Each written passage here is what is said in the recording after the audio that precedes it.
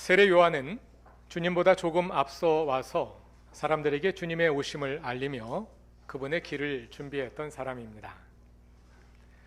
세례 요한의 중요성은 누가복음 1장이 예수님의 탄생과 세례 요한의 탄생 이야기를 병행하여 함께 서술하는 것에서 잘 알 수 있습니다. 누가복음은 천사 가브리엘이 제사장 사가랴에게 나타나 세례 요한의 잉태와 탄생을 알리는 장면으로 시작되고요. 누가복음은 이 장면을 통해 예수님의 탄생을 이스라엘 역사 전체와 연결하고, 세례 요한은 이스라엘 백성이 수백 년간 기다려온 메시아가 바로 예수님이심을 알림으로써 예수님과 그 백성의 만남을 매개합니다. 오늘은 누가복음 본문을 세례 요한의 스토리 라인을 따라 읽으며 그의 기여와 한계를 함께 살펴보고자 합니다. 다 같이 누가복음 1장을 찾아보시겠습니다. 1장 1, 2, 3, 4절의 서문을 지나 5절부터 시작되는 누가복음의 첫 장면에서 세례 요한의 탄생과 잉태와 탄생이 예고됩니다. 39절부터는 어머니 엘리사벳의 태중에 있던 요한과 어머니 마리아의 태중에 있던 예수님이 만나는 장면이 나오고요.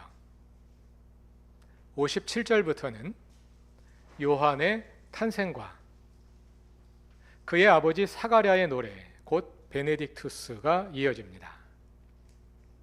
그리고 나서 80절을 다 같이 읽어봅시다. 아기는 자라서 심령이 굳세어졌다. 그는 이스라엘 백성 앞에 나타나는 날까지 광야에서 살았다. 요한의 어린 시절을 보여주는 요약문인데요. 세례 요한은 광야로 나갔습니다. 그리고 이 요약문과 함께 잠시 누가복음의 무대에서 사라집니다. 요한은 그 후 3장에서 다시 등장합니다. 1절과 2절을 보면 그 당시 로마 제국과 팔레스타인의 통치자들이 나열되고요. 이러한 시대 배경의 서술 후에 2절 후반부에서 이야기의 무대가 세례 요한이 있는 광야로 옮겨갑니다. 하나님의 말씀이 광야에 있는 사가랴의 아들 요한에게 내렸다 하면서 말이죠. 그리고 죄사함을 받게 하는 회개의 세례를 선포하는 요한의 사역이 소개되는데요. 7절 이하를 보면 요한은 자기에게 세례받으러 나오는 무리에게 회개에 알맞는 열매를 맺으라고 촉구합니다. 그리고 나서 19절과 20절을 다 같이 읽어보겠습니다. 그러나 분봉왕 헤롯은 자기의 동생의 아내 헤로디아와 관련된 일과 또 자기가 행한 모든 악한 일 때문에 요한에게 책망을 받았고, 거기에다가 또 다른 악행을 보태었으니 요한을 옥에 가둔 것이다. 요한은 예언자였습니다. 이스라엘의 예언자들은 대개 왕을 찾아가서 회개를 촉구하지요. 왜냐하면 하나님의 언약 백성인 온 이스라엘의 하나님의 주 되심을 실현하는 책임이 왕에게 있기 때문입니다. 세례 요한은 분봉왕 헤롯 안티파스가 그의 동생 빌립의 아내였던 헤로디아를 빼앗은 일로 인해 헤롯을 꾸짖었고, 그것을 괘씸하게 여긴 헤롯이 요한을 옥에 가두었습니다. 그래서 요한은 다시 무대에서 사라집니다. 그 후 한동안 요한은 복음서의 무대에 나타나지 않았습니다. 5장 33절에 요한의 제자들이 한번 언급됨으로써 그의 존재를 상기시켜 주었을 뿐입니다. 누가복음 5장 33절을 다 같이 읽어봅시다. 사람들이 예수께 말하였다.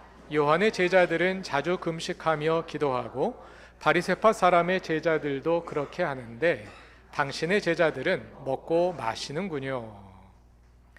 마태복음과 마가복음을 보면 요한은 낙타 털옷을 입고 허리에 가죽띠를 띠고 메뚜기와 들꿀을 먹고 살았다고 하는데요. 광야에 살며 금욕 생활을 하는 이런 모습이 누가복음에는 직접 언급되지 않습니다. 그러나 요한의 제자들이 자주 금식을 하는 모습에서 그것을 간접적으로 엿볼 수 있습니다. 이 장면에서 요한의 이름이 언급되기는 합니다만 간접적인 등장일 뿐입니다. 그렇게 감추어져 있던 세례 요한이 누가복음에서 마지막으로 다시 한번 무대에 등장하는 것이 오늘의 본문입니다. 세례 요한의 등장을 촉발시킨 가장 직접적인 사건은 예수께서 나인성 과부의 죽은 아들을 살려주신 일이었습니다. 오늘 본문 첫 절인 누가복음 7장 11절로 갑니다. 예수께서 나인성에 들어가시다가 한 과부의 아들이 죽어서 실려 나오는 장례 행렬을 마주하셨습니다. 예수님은 시신을 담은 관에 손을 대고 죽은 사람을 살려내십니다. 그 일에 대한 사람들의 반응이 16절에 나옵니다. 다 같이 읽어봅시다. 그래서 모두 두려움에 사로잡혀서 하나님을 찬양하면서 말하기를 우리에게 큰 예언자가 나타났다 하고 또 하나님께서 자기 백성을 돌보아 주셨다 하였다. 여기서 큰 예언자는 메시아를 가리키는 다른 표현입니다.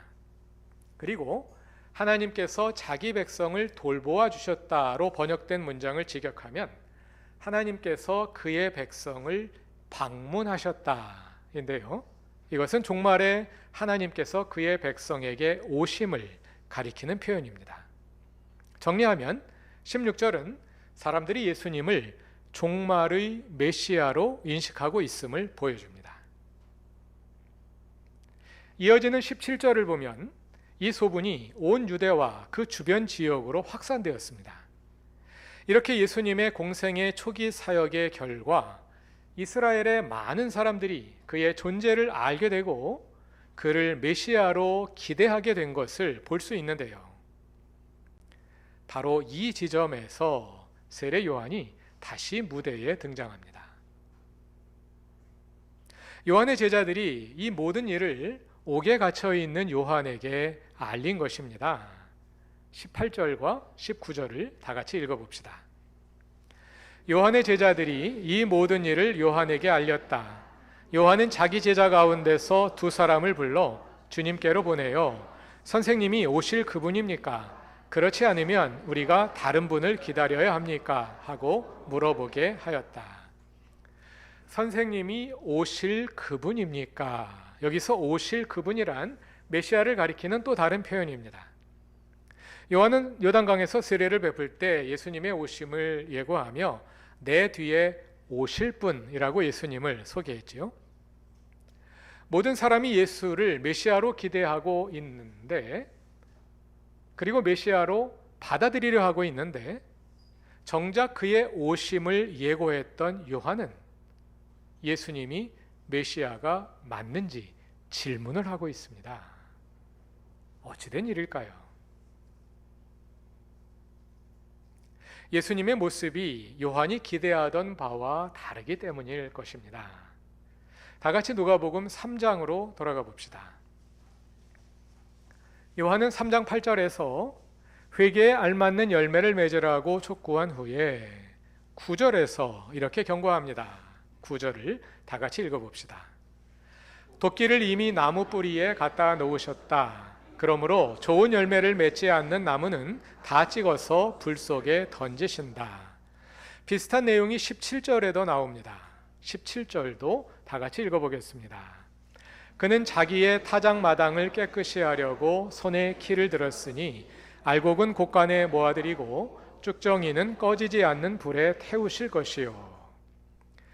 세례 요한이 기대하는 메시아는 오셔서 좋은 열매를 맺지 않는 나무를 다 찍어서 불 속에 던지실 것입니다. 알곡은 곳간에 모아들이고 쭉정이는 꺼지지 않는 불에 태우실 것입니다. 이것은 무엇을 가리키는 비유일까요? 심판을 가리키겠지요. 세례 요한이 기대하던 메시아의 중심적인 이미지는 종말의 심판자였습니다. 요한이 죄사함을 받게 하는 회개의 세례를 선포한 배경에도 이와 같은 기대가 있을 것입니다. 그분은 심판자로 오셔서 구원받을 자와 심판받을 자를 나누실 것이므로 심판을 받지 않으려거든 회개하라는 촉구였을 것입니다. 그러나 정작 오신 예수님의 모습은 그와 다르게 보였습니다. 요한이 기대했던 심판자의 모습이 아니었습니다. 그러므로 제자들을 보내서 질문한 것입니다. 요한은 예수님을 잘못 알고 있었던 걸까요? 그렇지는 않습니다. 예수님은 종말의 주님이시고 심판자가 맞습니다. 누가복음 12장 49절에서 예수님은 그분이 세상에 불을 지르러 왔다고 말씀하십니다. 불은 심판을 가리키는 비유입니다. 그리고 예수님의 공생의 과정에서 알곡과 쭉정이가 나뉘는 일이 계속하여 일어납니다. 오늘의 본문 7장 29절과 30절을 다 같이 읽어봅시다. 모든 백성과 심지어는 세리들까지도 요한의 설교를 듣고 그의 세례를 받았다. 이렇게 하여 그들은 하나님의 오르심을 드러냈다. 그러나 바리새파 사람들과 율법학자들은 요한에게서 세례를 받지 않음으로써 자기들에 대한 하나님의 계획을 물리쳤다. 요한과 예수를 통해 하나님 나라의 복음이 선포될 때 그 복음을 받아들이는 사람이 있었고 거부하는 사람이 있었습니다.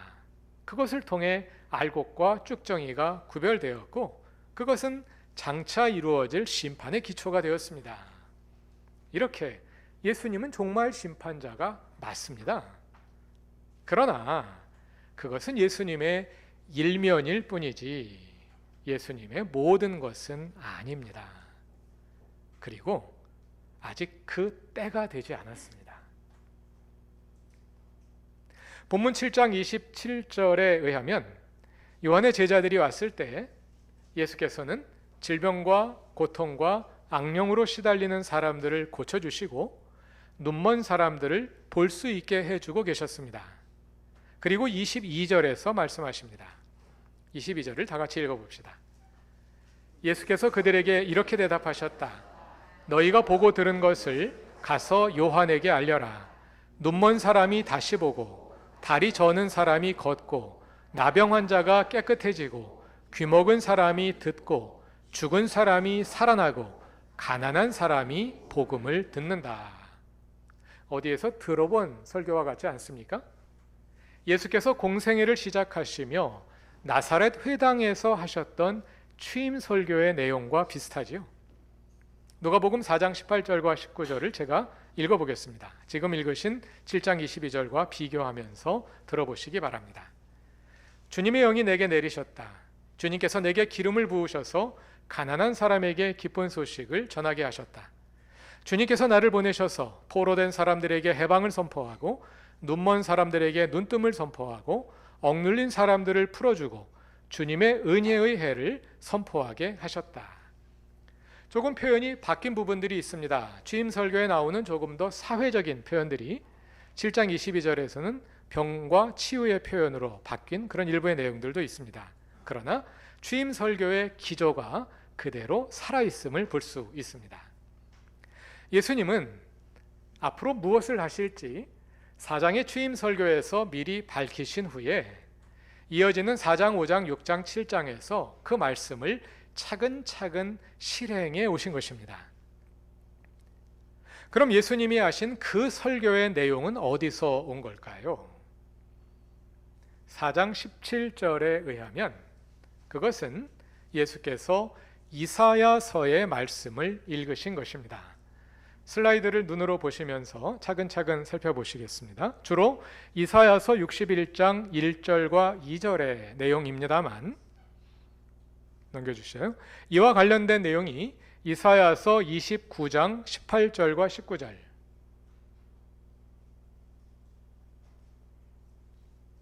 35장 5절과 6절, 42장 18절, 43장 8절에도 담겨 있습니다.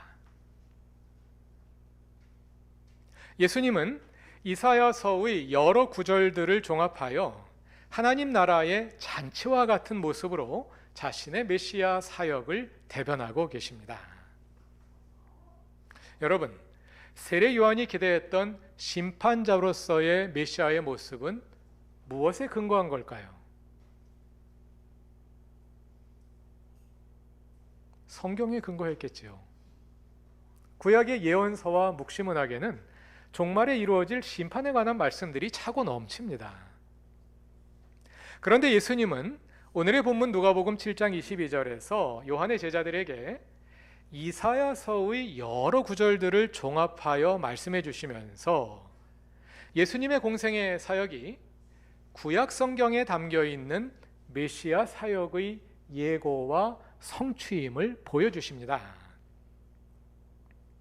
요한도 구약 성경을 읽고 성경에 기초하여 메시아 기대를 형성했지만 그것은 메시아의 모습의 일부에 불과했습니다.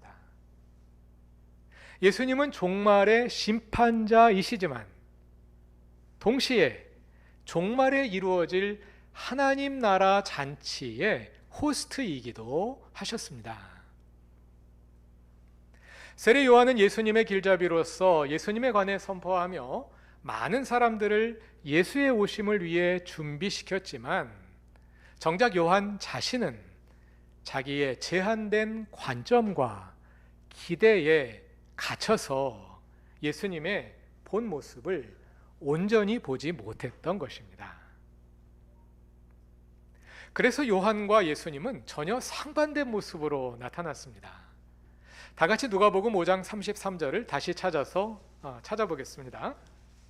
예수의 제자들은 왜 금식을 하지 않는지 사람들이 문제 제기를 하는 장면인데요. 다시 한번 다 같이 읽어보겠습니다. 사람들이 예수께 말하였다.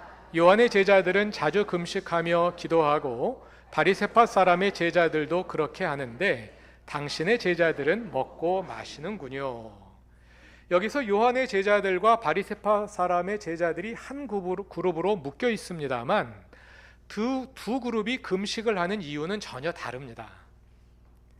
바리새파 사람들이 금식을 하는 이유는 그것이 율법 규정이기 때문입니다. 율법이기 때문에 지키는 겁니다. 반면에 요한의 제자들이 금식을 하는 이유는 지금이 심판의 날이라고 믿기 때문입니다. 금식은 슬픔과 위기를 당했을 때 하는 거잖아요.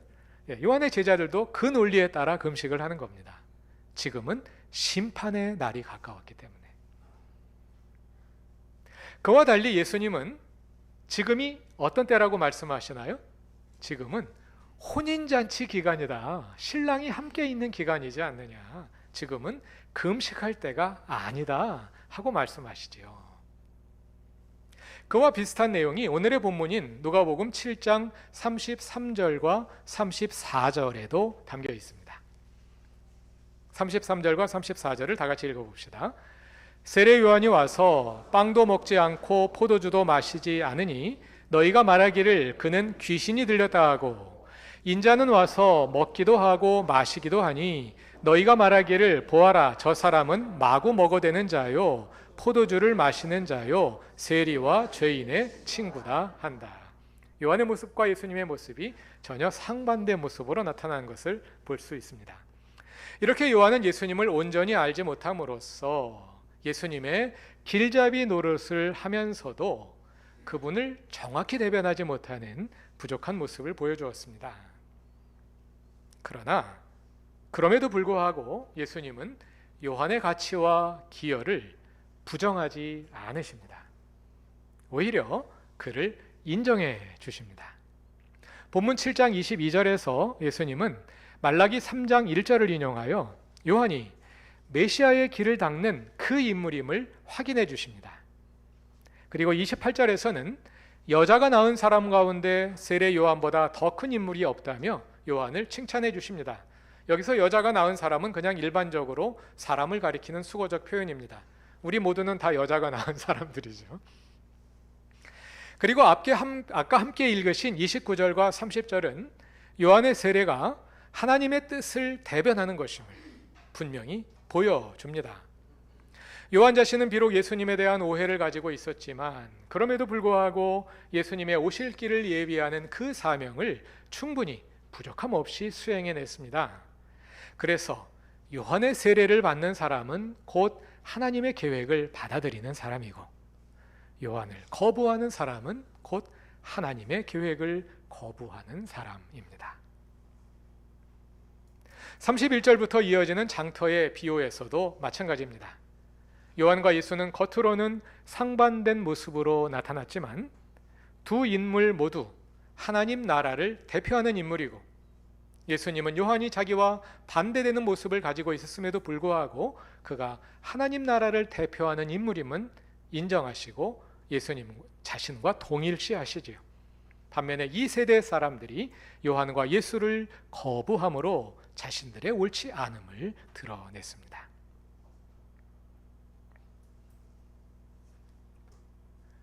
세례 요한은 심판으로서의 하나님 나라를 기대했습니다. 그러나 예수께서 보여주신 하나님 나라는 잔치로서의 하나님 나라였습니다. 심판으로서의 하나님 나라와 잔치로서의 하나님 나라는 겉으로 볼 때는 전혀 다르지만 근본적으로는 다르지 않습니다. 왜냐하면 온전한 심판은 곧 온전한 회복이기 때문입니다. 요한계시록이 보여주는 하나님 나라도 그와 같습니다. 사탄의 지배의 심판을 끝내고 이루어질 하나님 나라는 어린 양과 성도들의 혼인잔치로 상징되지요. 종말은 끝이면서 동시에 시작입니다. 사탄의 질서의 끝이면서 온전한 하나님 나라의 시작입니다. 주님이 오실 종말에 완전한 하나님 나라가 이루어질 것입니다. 그러나 이미 시작된 하나님 나라는 우리의 삶 속에서 지금도 부분적으로 경험됩니다. 그런데 그 나라는 우리가 기대하던 것과 같은 모습으로 오기도 하지만 우리의 기대와 온전히 일치하지 않고 그것과 다른 모습으로 경험될 때가 많습니다. 그것은 당연한 일입니다. 우리가 불완전한 존재이므로 우리의 기대 역시 온전하지 않기 때문입니다. 하나님 나라가 나의 기대와 다른 모습으로 올 때 그것을 알아채고 받아들이는 훈련을 할 필요가 있습니다. 그러한 경험과 훈련을 통해 하나님 나라에 대한 우리의 알미 온전해지고 우리의 신앙이 더 성숙해 갈 것입니다. 요한은 위대한 인물이었지만 그도 인간으로서 분명한 한계를 가지고 있었습니다.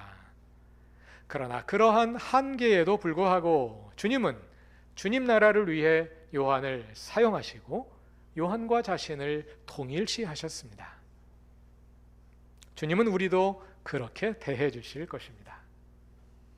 주님 나라를 위해 우리가 기여할 수 있는 것 극히 작고 또 불완전하기 그지없지만 하나님은 우리의 그 작은 기여를 기뻐하시며 칭찬해 주시고 또 교정해 주실 것입니다. 나의 한계를 주님께 내어놓고 주님의 이끄심을 따라 스스로를 교정해가며 하나님 나라의 온전함으로 성숙해가는 그루터기 교회의 사랑하는 모든 교우들이 되시길 바랍니다. 다 같이 기도드리겠습니다. 하나님, 우리를 주님의 자녀로 삼으시고 우리에게 오심을 감사합니다. 그러나 우리가 엉뚱한 것을 기대하고 있어서 주님이 오셔도 알아보지 못할 때가 많습니다. 우리의 눈이 어두워 주님이 오셔서 이루시는 나라를 보지 못할 때가 많습니다. 주님, 우리를 불쌍히 여기셔서 우리의 눈을 열어주시고 온전하게 하소서. 이 땅에서 주님 나라를 더 온전히 알아가게 하시고 완성될 주님 나라를 향해 끊임없이 성장해 가게 하소서. 예수님의 이름으로 기도드립니다. 아멘.